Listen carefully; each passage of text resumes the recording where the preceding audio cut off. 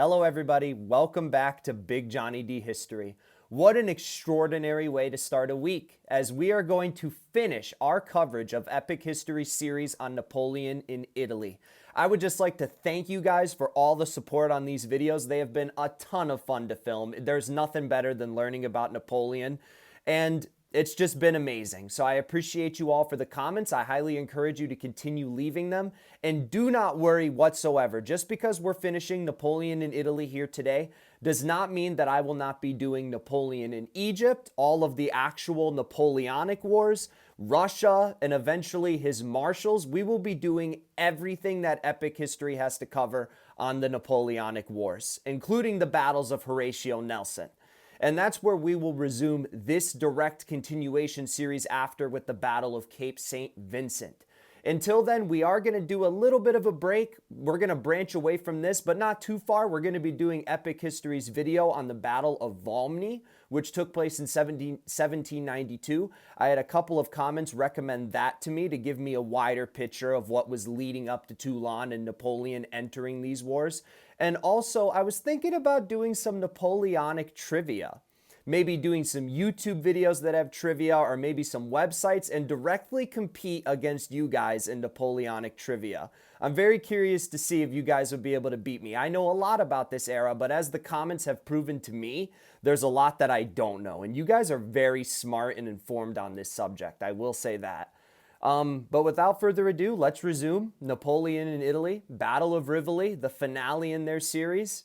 Let's get it going. History TV, PMF Productions collaboration. In 1796, at the height of the French Revolutionary Wars, a young French general took charge of a ragged, demoralized army in northern Italy. It was his first command. Many expected him to fail. Instead, in just 1 month, he won his first brilliant campaign.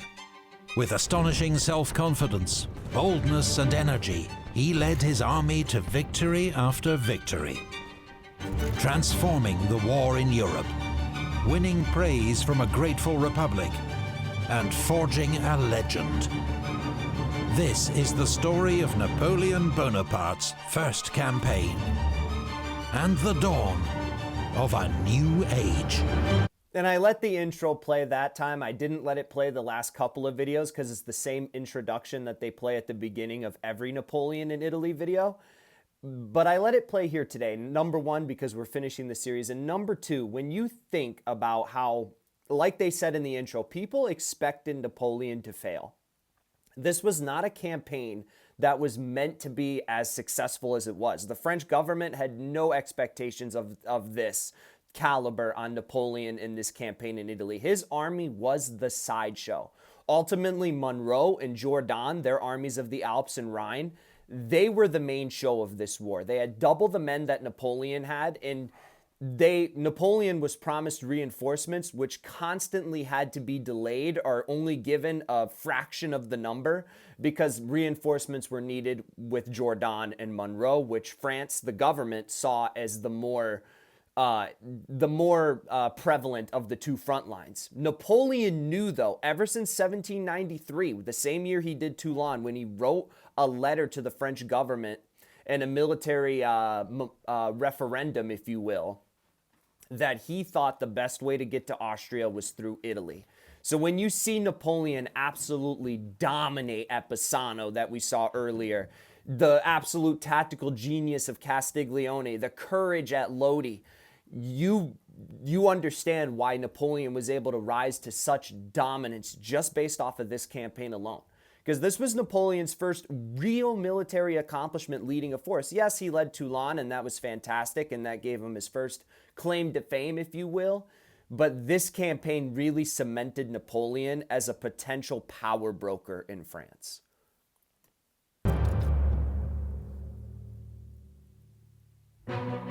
January 1797. A new year, but familiar problems for 27-year-old General Bonaparte, waging war against the Austrians in northern Italy. He has the great fortress city of Mantua under siege. And after a narrow victory at Arcole, he's once again driven back the Austrian armies, trying. So a misconception that I see people do a lot is they think that Arcole was Napoleon's first loss. You can just hear Epic History described it there as a narrow victory. It was a very costly victory. All that Arcole did was achieve Napoleon's objectives tactically, because it forced Alvinci to retreat a little bit, which gave him a slight bit of relief, which then encouraged Davidovich to retreat after he heard about the defeat at Arcole, because he didn't know that it was just a tactical defeat or how little Alvinci would actually be retreating. So it prevented Napoleon's encirclement and allowed the siege of Mantua to continue. But for all intents and purposes, the French lost more men than the Austrians at Arcole. It was a very costly, devastating victory. In the first instance where Napoleon's army takes a beating that actually could go on to hurt them in the future, as they have to rely on younger soldiers in the future as opposed to veterans and properly trained soldiers like these ones who lost their lives at a battle like Arcole, for example. Napoleon's first defeat, though, was actually a battle just before Arcole, not Arcole. I believe it's the Cagliedro, the one where that one Austrian division is directly above Napoleon. I believe that's where Napoleon's first defeat actually was. March to its aid. But the French army of Italy is in a ragged state. Troops have not been paid for weeks. Their uniforms are disintegrating. Their shoes are broken. And above all, they're hungry. One of Napoleon's major concerns is the wretched state of medical care for his men. The hospitals lack everything. Our wounded are lying on the floors and in the most horrible state of destitution. And we know that Napoleon really cared about the well-being of his men. From the very beginning of this campaign, we hear the direct quotes of Napoleon saying that men will march better and fight better with food in their bellies and proper shoes on their feet. Men who fight with sore feet and empty bellies do not fight the same way as men who are properly fed and properly supplied. So the fact that Napoleon's army was in this state is more an attest to, once again, the government seeing Napoleon's army as kind of the sideshow, even after a majority of victories from Napoleon with only one loss and 4 major victories. You know, the French government just doesn't have the ability to supply this army while perceiving the other armies as the main objective. It's not just a question of saving lives and getting wounded men back to their units. Medical care affects morale, as troops going into combat want to know that if the worst happens, they'll be looked after.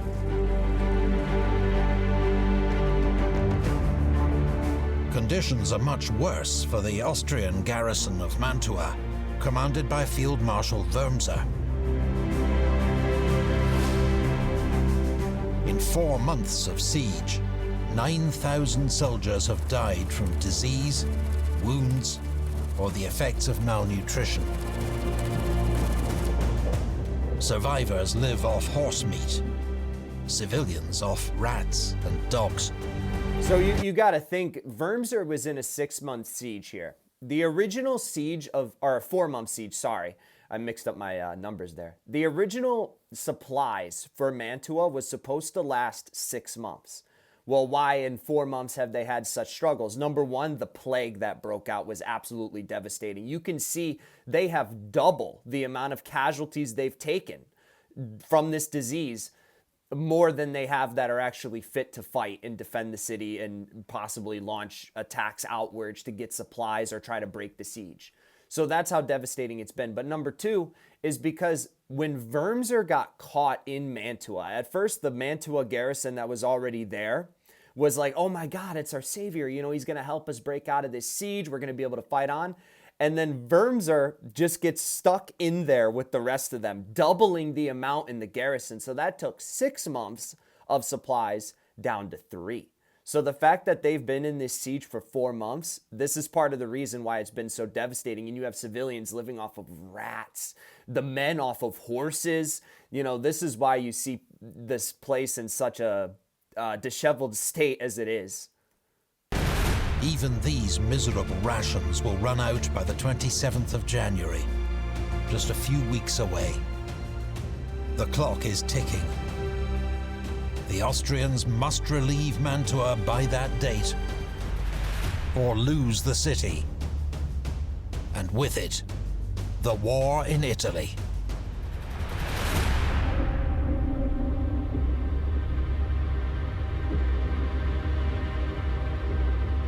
Wow. The enemy is withdrawing his troops from the Rhine to send them to Italy. Do the same. Help us. We are only asking for more men. So this is once again the pleas Napoleon's making to the Directory. At this point, Austria can't ignore Napoleon's victories here. They see how precious this siege in Mantua is, and they know that if they don't relieve it, that they could be under threat. Vienna could be under threat, the Austrian capital. So they're sending more men, and Napoleon knows that because he just defeated an entire garrison in Wormsers that was there to relieve the initial army that he trapped in there. And now there's a third army with Alvinci and another force with Davidovich all marching down towards him.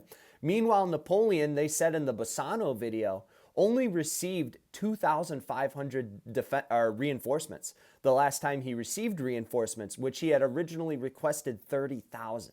If Napoleon had those additional 28,000 men, I guarantee you we see a more dominant victory at Arcole, to say the least. Or maybe Napoleon doesn't even panic because he has enough men to fight them off on both fronts simultaneously. Napoleon probably wouldn't want to do that. He was very adverse to having to fight on two fronts at once. He didn't like to do that.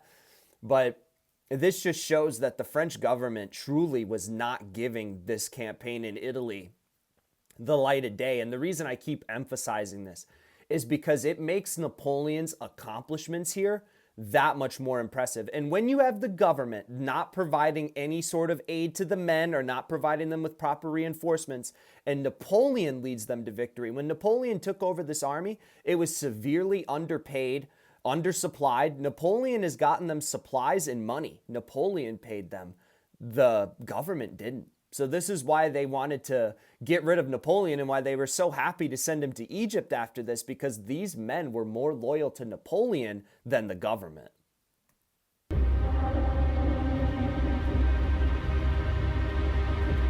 Napoleon, having received just 7,000 reinforcements, prepares to meet Alvinci's advance.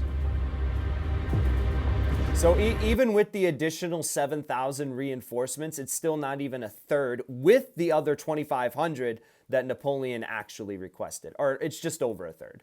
He will not only be outnumbered, he doesn't know where his enemy will strike. And Napoleon must hold one division back to cover Wormser's garrison. It's commanded once more by General Serrurier, recovered from his long illness. Augereau's division watches the Adige, while Massena guards Verona. The Northern Division has a new commander. Napoleon has sacked Vaubois for his poor performance and put in his place General Barthélemy Joubert. He is a hard-working, brave, and exceptionally modest commander, and like Napoleon, just 27 years old. Wow. Joubert being that young, we have these generals and division commanders that are only 27 years of age. Meanwhile, on the Austrian side, 60 and 70-year-olds leading these forces. And Joubert would go on to play a pretty substantial role in Egypt. And at this point, we are seeing all familiar names. Massena, Augereau, Serrurier, Joubert. These are all names that will stick with Napoleon for quite some time. General Ray is in reserve, south of Lake Garda. I haven't heard of General Ray. General Alvinci has received 14,000 reinforcements and orders to relieve Mantua as soon as possible. He is eager to march, but heavy snow and the late arrival of equipment and supplies delays his advance until the 7th of January. The first columns on the move are Provera and Berlich. But their offensive is merely a diversion intended to draw Napoleon's attention away from the main threat. which will be coming down the Adige Valley. Alvinci has divided this force into 6 columns. Their mission is to envelop and destroy Joubert's division at Rivoli and clear the path to Mantua. This is a very bold offensive choice by Alvinci because you could very easily get jammed up in that valley. So this is a very interesting approach. But Rivoli is a strong defensive position. They must hit it hard and fast before the French can respond. Napoleon, assuming any Austrian advance is still weeks away, has travelled to the Papal States with a column of troops commanded by Colonel Lannes. They intend to put a little pressure on the Pope, who continues to stir opposition to France. And this was something that was necessary because Italy's vision as a religion very much was Catholic. So what the Pope said carried a lot of weight. And when Napoleon already has to requisition, steal supplies from the locals, and, because at first the Italians seen him as someone that could be a liberator, but then as Napoleon started to take supplies, opinions started to change a little bit by the time you get to 1797. And then that's why in the War of the Second Coalition, when Napoleon crosses the Alps and re-enters Italy, the reaction isn't quite as joyous as it was the first time, because the Italians very recently, because it just happened, remember what happened when Napoleon entered here the first time. So getting Pope Pius to basically shut up, close his trap, stop driving opposition to the French, very well could have made it a lot easier for Napoleon's men to live off the countryside and not have to worry about revolt on top of an Austrian army that already outnumbered them and the garrison in Mantua. However, as soon as he receives reports of enemy movement, Napoleon races back to his headquarters at Rovabella. By now, Alvinci's forces have also begun to advance, but serious planning failures quickly emerge. Lusignan's first column, on the right flank of the advance, has orders to cross the slopes of Monte Baldo and attack Joubert from the rear. It's soon clear that these orders are wildly optimistic, dreamed up by staff officers who'd not seen the terrain. The peak of Monte Baldo is more than 7,000 feet high. Its slopes are covered in deep snow and ice. If you guys have never been to an actual European mountain, my family lives in the country of Bulgaria in Eastern Europe, and they have some astonishingly high mountain peaks there, like Shipka and where Buzlaja is. I highly recommend you guys visit Bulgaria if you ever can. It's a very beautiful country with a lot of history there. But these mountains in the Alps are even taller than those. These mountains in the Alps are absolutely insane. If you've never been on a mountaintop in the winter to see the snow up there, it is insane. I live in Michigan. We get snow here. But it's nothing like the stuff that you'll see on these mountains. So the Austrians were never going to make it through that. No chance. Paths are treacherous, even more so after dark, and there is no firewood for making camp. Only by taking a wide detour can Lusignan make any progress at all, whilst losing 200 men to exhaustion and exposure. Meanwhile, the 2nd and 3rd Austrian columns reach the French outpost at Ferrara. An initial attack is repulsed, and following their orders, they wait for Lusignan's column to appear before launching a second attack. However, Lusignan's column is not yet in sight. Alvinci's plan relies on swift, bold action, but just 48 hours in, it's falling apart.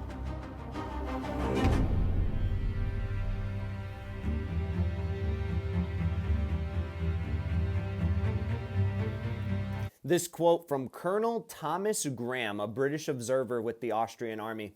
I cannot think it was prudent to adopt a plan which at this season a fall of snow might render totally impractical.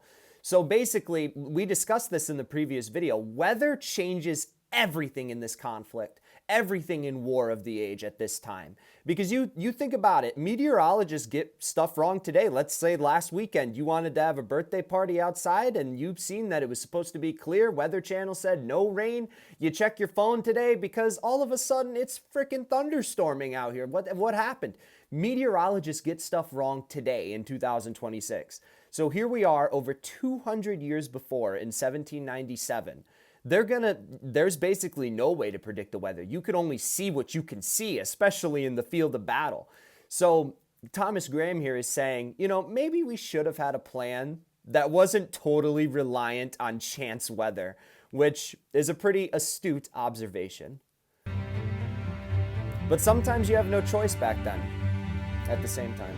At Rovarbella, Napoleon ponders the incoming reports. He knows that Joubert's forward outpost is under attack at Ferrara, that Massena has repulsed an Austrian attack on Verona, and Augereau faces a sizable Austrian force near Legnago, poised to cross the Adige. Is Alvinci using the same tactics as before, making his attack from the east? Then, a second report arrives from Joubert. His scouts have detected an enemy column marching around his flank. He has no doubt that he faces a major Austrian attack and has begun withdrawing his forces to Rivoli. "The report I have given you is exact," he tells his chief. "Be assured, the enemy will make every effort to throw me onto the blockade of Mantua." Joubert kind of writes like Napoleon. That almost sounds like something that Napoleon would write to the Directory. But Joubert, he knew. At this point, he knew the entire Austrian garrison is going to try to push him down the Adige Valley, or the Austrian army under Alvinci. So it was good of him to get this to Napoleon. A lot of times, people who write like this would be bluffing. Joubert, in this circumstance, not bluffing. "The enemy's plan has been unmasked," Napoleon announces, and issues a flurry of orders. Massena is to march immediately to reinforce Joubert. Augereau is to send him cavalry and guns, while the rest of his division keeps watch on Provera. Ray is to move up to Castelnuovo. Serrurier is to be on high alert for an attempted breakout by the Mantua garrison. While Joubert, the youngest and least experienced of Napoleon's divisional commanders, is instructed to hold Rivoli at any cost, and assured that help is on the way.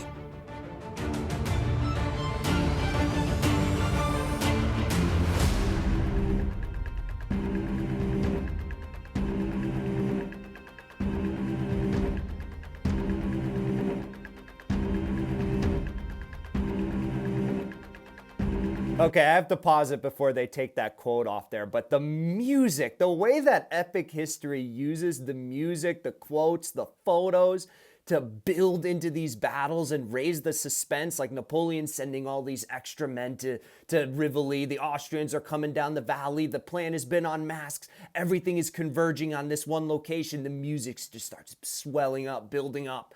Their presentation is the best on YouTube. By far, I could definitively say that at this point in the series. They are phenomenal, and I cannot wait to go through the rest of this series with you guys. It's going to be great. But let's read this quote from Massena to his division. "My friends," let me read that properly. "My friends, Bonaparte demands a last effort from you to annihilate the remains of the Austrian army who have dared to come again and measure themselves against the Republicans." Every one of these quotes that they use from Napoleon's commanders, they just have such this aura to them. Like, you could see why the French were just beyond inspired to fight and defend themselves, because they're fighting for their beliefs here. It's not as simple as the Austrians, who are just trying to knock the French down a peg. Maybe they're fighting for this Italian territory, whatever. The French are literally fighting for the right to be free and not be under a Bourbon monarchy that has abused them for years and years and years.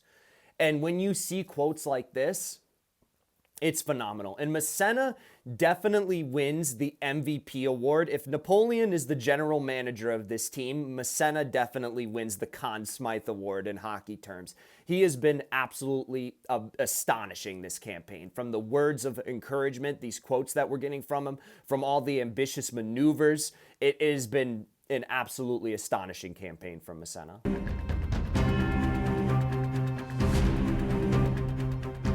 After giving the Austrians a bloody nose at Ferrara, Joubert has extricated his troops overnight and taken up a defensive position around Rivoli.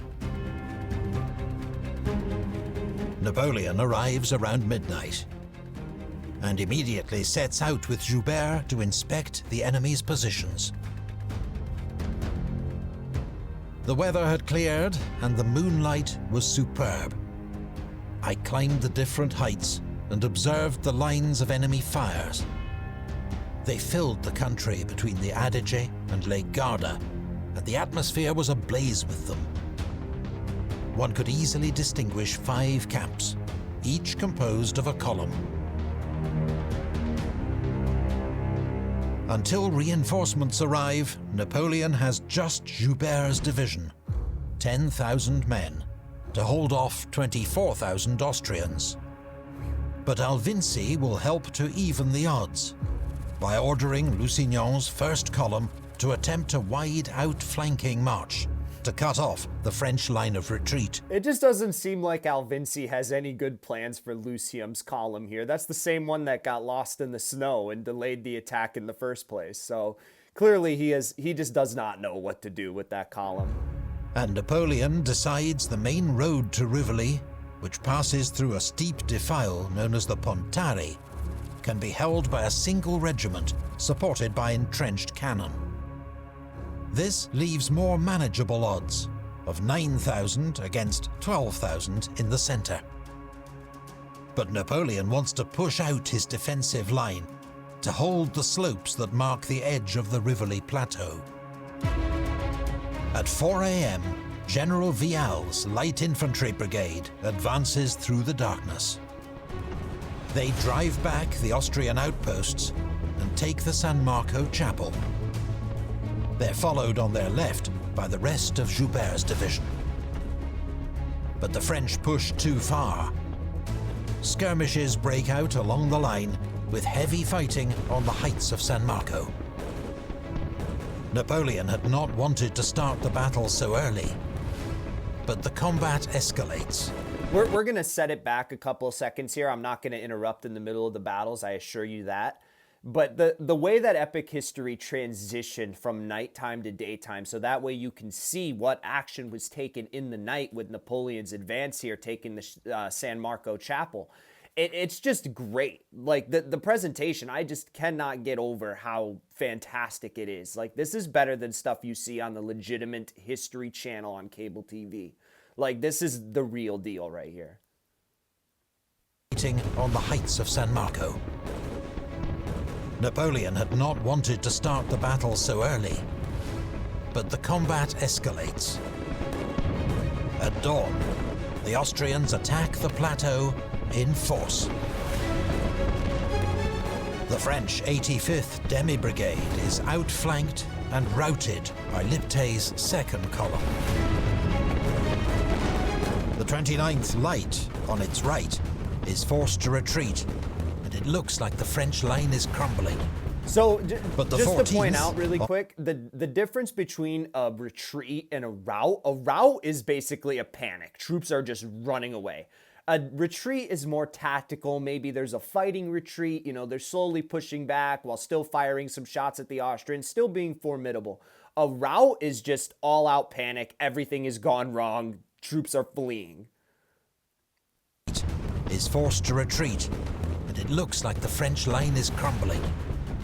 But the 14th, on their right, fights tenaciously. It's an intense infantry battle across broken ground, vineyards and walled gardens, with sudden charges, hurried withdrawals, and counter-charges. When the Austrians overrun a French battery, an officer demands, 14th, Will you let them take your guns? His troops mount a ferocious charge that routs the Austrians and reclaims the battery. By 9 a.m., Massena's troops have begun to arrive. They take up position on Joubert's left. The buckled French line is stabilized. But so far, the French have only faced half of Alvinci's 6 columns. One by one, the others now join the action. Vukasovic's 6th column is on the far side of the Adige River. But its guns cause havoc among French troops holding the Pontari. Under this covering fire, Royce's 5th column charges up the narrow road and in fierce fighting storms the French entrenchments. This advance threatens the entire French right wing with encirclement, and a retreat begins. Moments later, gunfire to the southwest reveals Lusignan's 1st column has reached Affy, poised to cut off their escape. The French situation is desperate. They are outnumbered, surrounded, and under heavy attack. Napoleon's staff look anxiously to their commander, wondering what miracle can save the army now.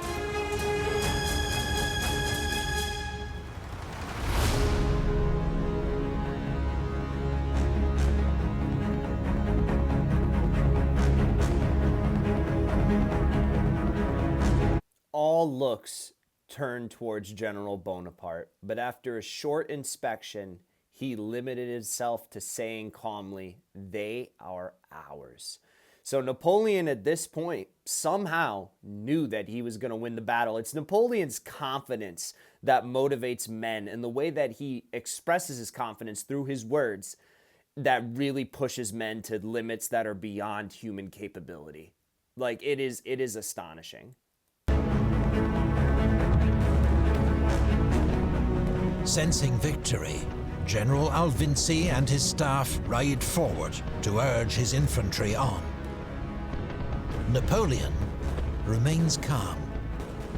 He knows Alvinci's center columns are near exhaustion and that they have no cavalry and little artillery support. He identifies Royce's column as the most immediate threat and orders Joubert to send every man and gun he can spare for a counterattack.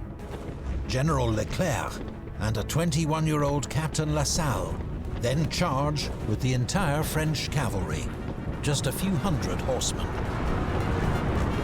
Under this onslaught, the lead Austrian troops are driven back into the gorge.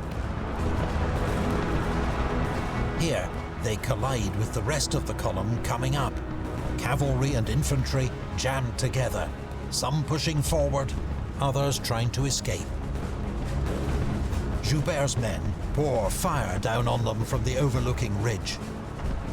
The final straw. What a beautiful painting. What a way to illustrate this. Like, I don't know who the original artists are for some of these paintings that are being used by Epic History here, but man, what a fantastic painting to really give you the eclipse, you know, the vision of what's going on here. Is the devastating explosion of an ammunition wagon. Dude, the effects with the painting, man. Like, that was, we're seeing that again. Down on them from the overlooking ridge.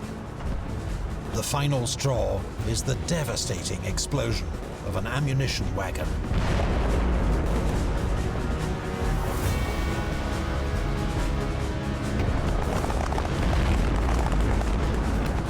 Austrian morale breaks.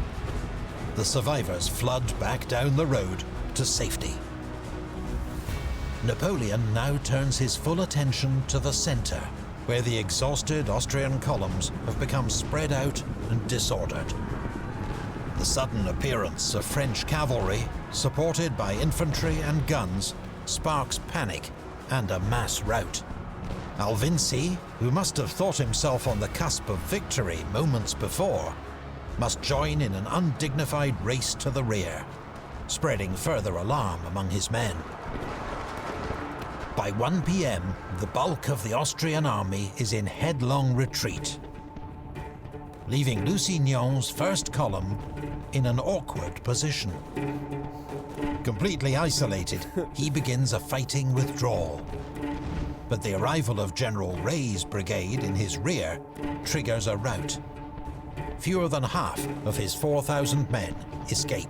Wow. Additional 2,000 casualties simply because Alvinci mismanaged this column. Just left them out to dry. Like, he anticipated the attack to succeed, which you need to do. You need to anticipate your plans to succeed to fully follow through on them. But Lusignan essentially played no role in the battle, other than to maybe put a little bit of fear into Napoleon's forces and ultimately to get demolished here in this pressing maneuver, we'll say.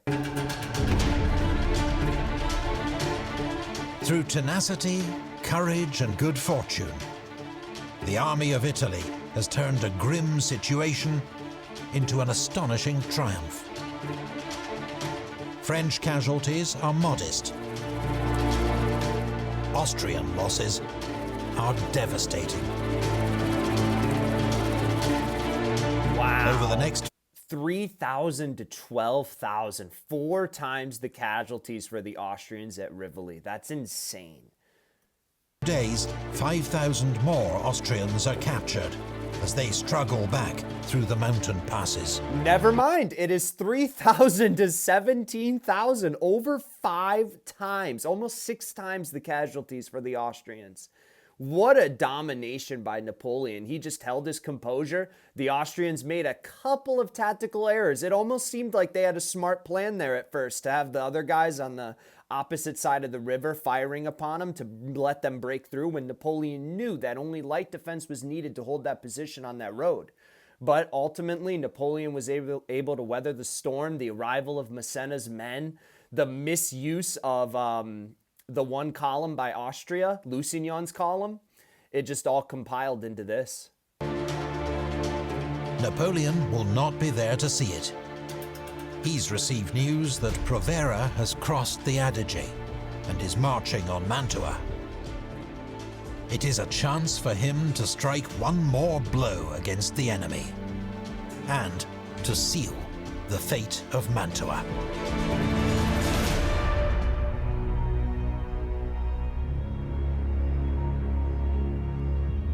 And this is one of Napoleon's most famous quotes about any of his marshals or generals. He called Massena, "You are truly the spoiled child of victory." Because Massena, just the amount of success and things that relied on Massena's column and corps, astonishing. Like, he really was the spoiled child of victory after this campaign in Italy.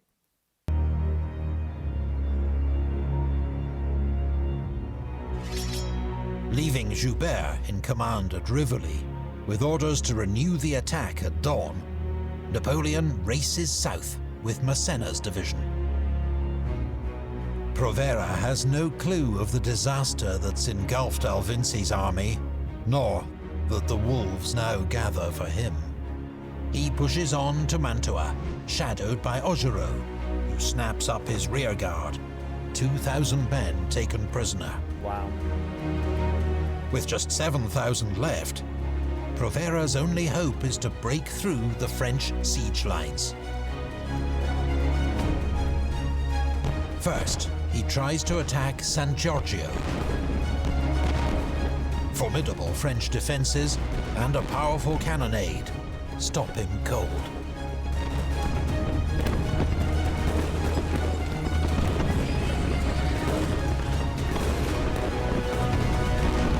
The next day, he launches a coordinated attack with Wurmser against French forces at La Favorita. But that was their best shot right there, was to have Wurmser come out of Mantua as their division tried to go in to break the siege, so that way they can try to retreat. But as we can see, Napoleon and Massena are here, and that's going to be the end has of it. now arrived with Massena's division from the north. Wurmser's weak, starving men are forced back into the citadel, while a determined charge by the 57th Demi Brigade smashes into Provera's flank. With Augereau approaching from the east, Provera faces impossible odds. It looks really bad all of a sudden. With his entire force. Wow.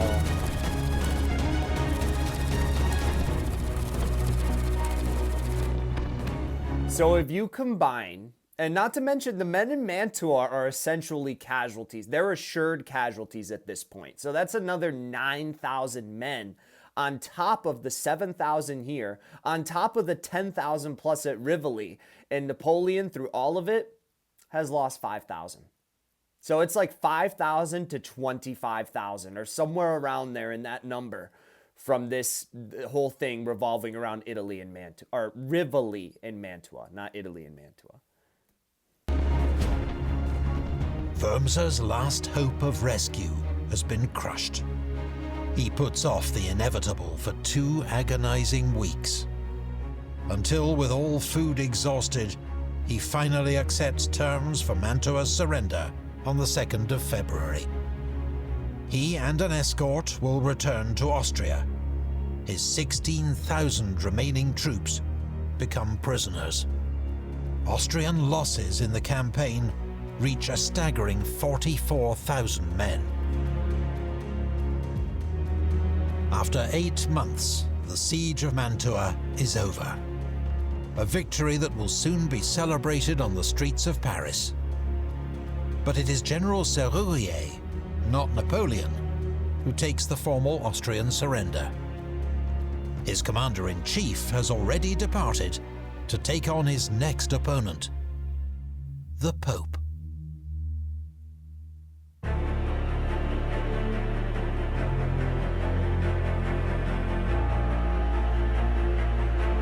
We have everything that is beautiful in Italy, with the exception of a small number of objects in Turin and Naples, Napoleon to the Directory on the 19th of February, 1797. And it was after Rivoli. The campaign in Italy is essentially over. Napoleon has defeated the main opposition. The Austrians are simply not going to be able to hold this territory. And this also made Napoleon and the army of Italy undeniable to the Directory. At this point, finally, after achieving so much, they start to get some legitimate support from the French government.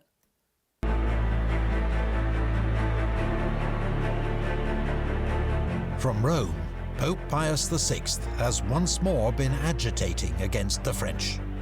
And so Napoleon marches south with 9,000 men to explain the new realities of power in Italy. At Faenza, General Victor's division sweeps aside papal forces, and Ancona is taken without a fight.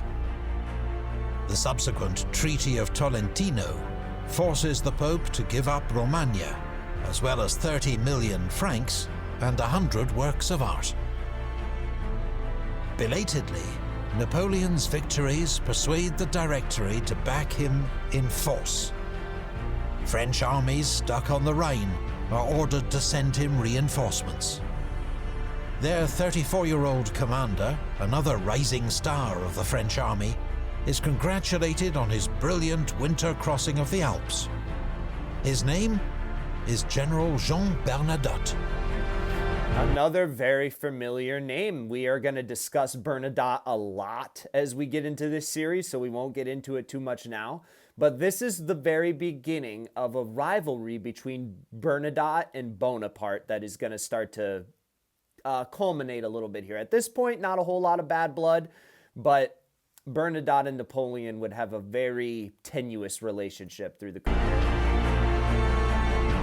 On the 10th of March, with 70,000 confident, seasoned troops under his command, Napoleon... See, now all of a sudden, Napoleon jumps up to 70,000 men. He was in the 40,000s this whole time. Now he gets the reinforcements that he truly desired. And we're going to see how quick he works the rest of the campaign in Italy out now that he's gotten the support that he should have been getting from the French government. On the offensive. He sends Joubert to invade the Tyrol.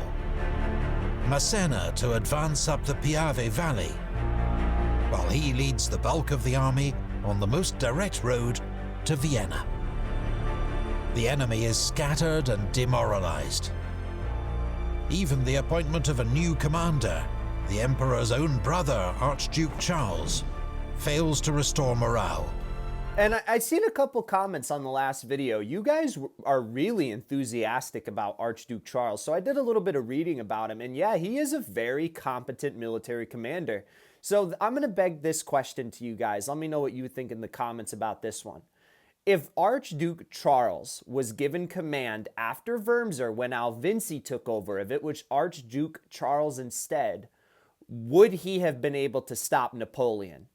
Personally, I don't think so. I think Napoleon was just too determined to succeed in this scenario. But maybe Archduke Charles wouldn't have made the mistakes with Lusignan's corps at the Battle of Rivoli. Maybe he would have been able to deliver a more decisive blow at Arcole. Who knows? It could have gone either way. But personally, I don't think Napoleon wouldn't have been able to be stopped. And if they took Archduke Charles away from the northern German front earlier, maybe Monroe and other competent commanders up in that region would have seen more success anyway. So either way, the Austrians might have been just not able to match the par of the French men and generals and leadership. But let me know what you guys think. I think it's an interesting alternative history scenario. Charles is regarded as a military prodigy. He's 2 years younger than Napoleon and has defeated the armies of both General Jourdan and Moreau in Germany. But he does not have enough troops or time. He fights a delaying action at the Tagliamento River, but it ends in disaster when Bernadotte surrounds and captures 2,000 Austrians, 10 guns, and 8 standards. The French pursuit continues, with Massena covering Napoleon's northern flank. He arrives at Tarvis in time to block the Austrians' retreat. In 3 days' fighting, the French take another 3,000 prisoners. Napoleon's troops outmarch and outfight the Austrians at every turn.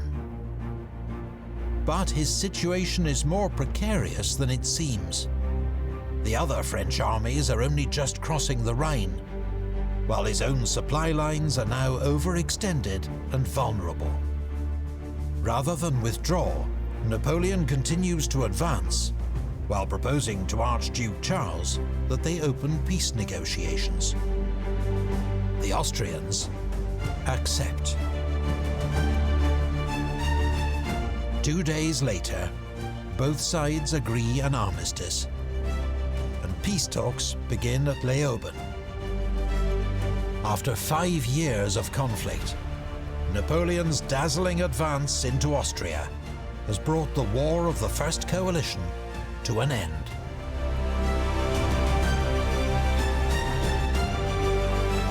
So ends Napoleon's first campaign, almost exactly a year after it began, 380 miles away on the shores of the Mediterranean.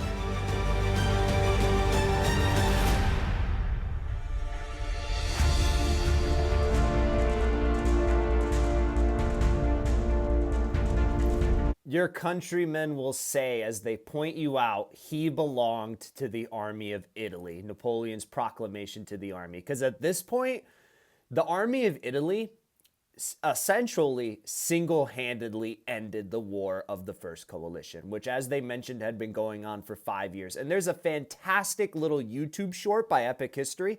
I'll link it in the description below, but it says the casualty amounts for Napoleon's army versus the armies he was facing in Italy, which started off as the Piedmontese and the Austrians, eventually just the Austrians.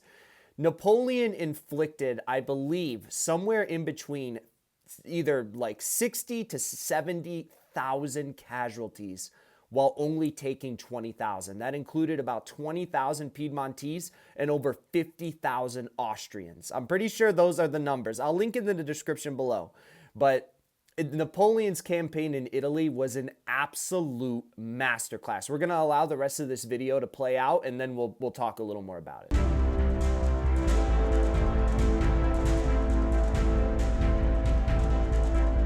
Negotiations at Leoben become the basis for the Treaty of Campo Formio, signed 5 months later. The Austrian Netherlands, roughly modern Belgium, formally passed to France. The Venetian Republic, invaded and systematically looted by Napoleon's troops, is divided between France and Austria. So ends the 1200-year history of the Serene Republic of Venice.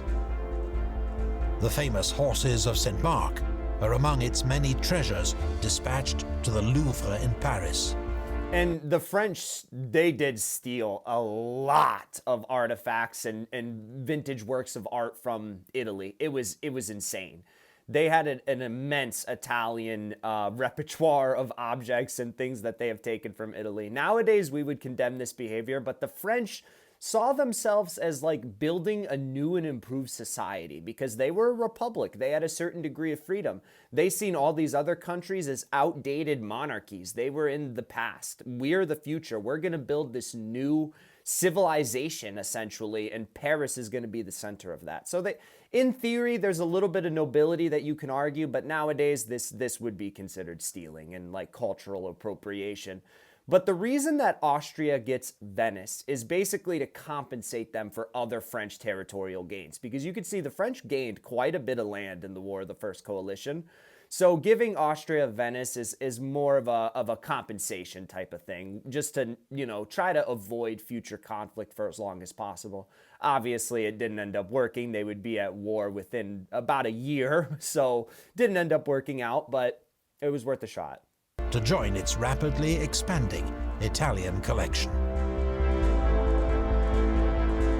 The French part of Venice joins its other Italian client states to form a new Cisalpine Republic.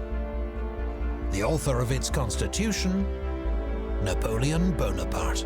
And this is where people don't give Napoleon the proper credit. And that stupid Napoleon movie by Ridley Scott did not address this at all. Once again, I highly recommend that you do not watch it. It is the most disrespectful caricature of Napoleon that I have ever seen. I haven't seen the Duke of Wellington would have wrote a better movie on Napoleon and showed him more respect than Ridley Scott did. It is insane. But Napoleon wrote these constitutions for these republics that were being established even before he was in a political position in France. This is the type of thing that worried the French government, that he had this army that was loyal to him, and he was clearly capable and intellectually sound. He was capable of writing these documents. He was very intelligent, and intelligent people love to put pen to paper, as Napoleon did. That's why we get so many quotes from the man, because he was a very esteemed writer. In the movie, all we get is love letters to Josephine. Napoleon authored constitutions. We give Thomas Jefferson all this credit in the world for, his work on the Constitution, the Declaration of Independence. He gets all this credit in the world. But when it comes to Napoleon writing multiple constitutions for different republics and the Napoleonic Code, it's almost never mentioned. Never mentioned. And it's stupid people like Ridley Scott that contribute to that.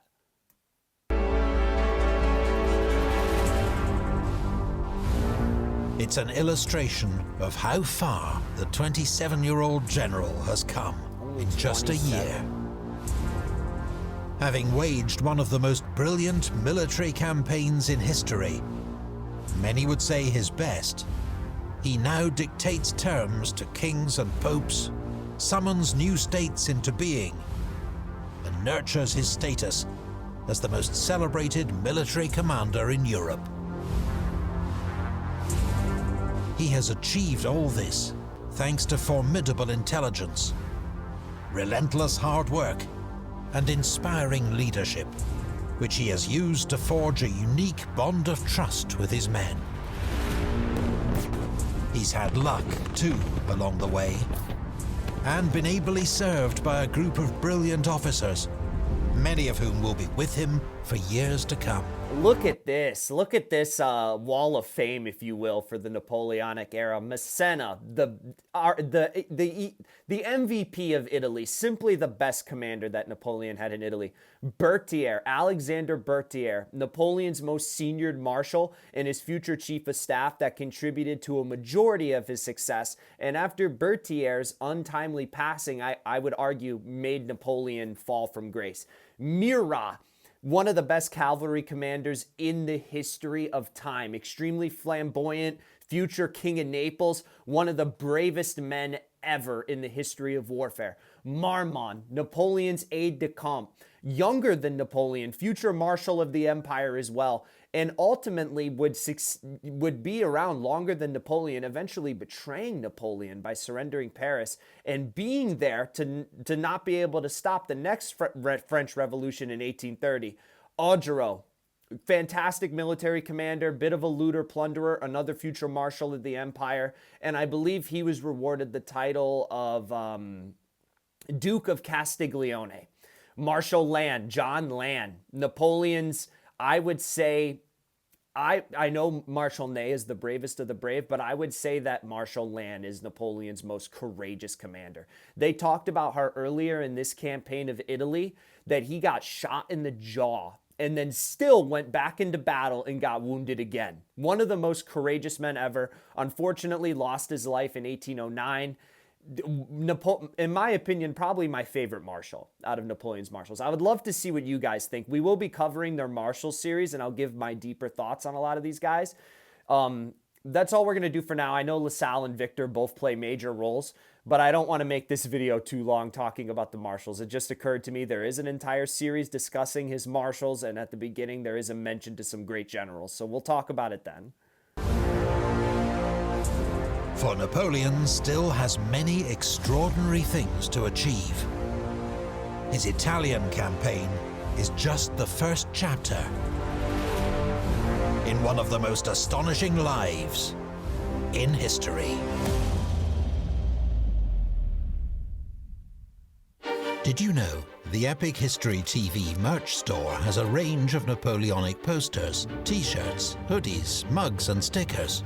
Okay, I wanted to let that play a little bit because Epic History's merchandise store is phenomenal. If you're a big Napoleonic fan, there is a lot of stuff on here. Like, for example, the t-shirt in the top left with the photo of Napoleon, the ships of the line, the mugs, all fantastic. Personally, I have my custom Red Wings mug, so I'm okay on those.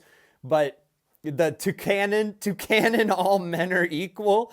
These are all phenomenal pieces of merchandise. And somewhere around here, it's not within eyesight. I don't want to delay the video to go grab it. But I have their poster of Napoleon's marshals. Let's see if they show it Bestsellers here. include a map of Napoleon's empire at its height, a poster featuring all... Yeah, so I have this photo here, or this poster here of Napoleon's marshals. And it is the only piece of merchandise that exists like this in the world. So I highly recommend you follow the link that popped up on screen. Click on Epic History's video that I will be linking in the description to check out their original content and show them some thanks by signing up for their membership, buying a poster. Their content absolutely needs to be supported. This is some of the best content on all of YouTube to help people learn and understand history, which is extremely prevalent in understanding the world that operates today. But I would just like to thank you all so much for joining me on this journey to explore Napoleon's Italian campaign. After doing this series, there is no doubt in my mind that I will be doing the rest of Epic History's videos on Napoleon. Napoleon is my favorite person in history to learn about. There is no era of history that to me is more astonishing, more intriguing, more important to history than this era right here. And a lot of it has to do with Napoleon's marshals being so diverse, all the different personalities, the wars that were fought, the complications, the way that it set up modern Europe in terms of its politics and identity is all astonishing. And Epic History to me from this series in Italy and the past videos I've seen, because I've kept it no secret. I have seen a couple of their videos. I've seen Waterloo, I've seen Austerlitz, I've seen the marshals because it's the best comprehension of all the marshals. They do such an amazing job of painting this world out. And I cannot wait to do the rest. I haven't been able to watch most of them because most of the time I'm listening to them at work, but we will be going through all of these to see Epic History's phenomenal visuals and fantastic information. It is insane the amount of work that they put into this, and I see why they do collaborations with History Marche. This series in Italy was with PMF Productions. Thank you guys for your contributes. It's all amazing. And in the video, towards the end, they made the statement that this is arguably Napoleon's most impressive campaign, and I would say that it is. In my opinion, it is. I would love to hear your guys' counter arguments. You can argue that the campaign of the Fourth Coalition against Prussia was more impressive because just how much the domination was and how quick it was. He basically dispersed that entire country within a month. And then you could argue that the campaign in the Third Coalition was more impressive with Austerlitz and Ulm. You know, these are some of Napoleon's most impressive battles and casualty amounts, which I will not take away from it. It all adds to Napoleon's legend. No doubt, the War of the Third and Fourth Coalition was Napoleon's army at its peak, and those campaigns are extremely impressive. But to me, what makes Napoleon's Italian campaign the most impressive in his military career is because he started out as nothing. He was given command of this ragtag force. It was extremely undersupplied. The French government had no faith in it, and he was able to turn this sideshow army into the main show, the only show, while the other armies, Monroe and Jourdan, are stuck. They're in stalemate almost the entire time Napoleon's in Italy. Napoleon manages to beat the Piedmontese within a month, put down a war that had been going on for over 4 years with the Piedmontese in a month, and a war with the main superpower on Europe that the French were at war with, Austria, within a year. The victories are extremely impressive. The tactical flourishes are some of the best that we will ever see in Napoleon's career. I would say only rivaled by Austerlitz.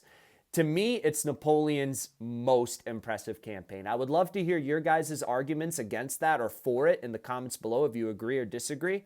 But this video has been going on long enough. Thank you guys once again for joining me on this amazing series of videos with Napoleon in Italy. We will be continuing Napoleon's series by Epic History. Hit like and subscribe if you enjoyed today's video, and I will see you all in the next one. Peace out.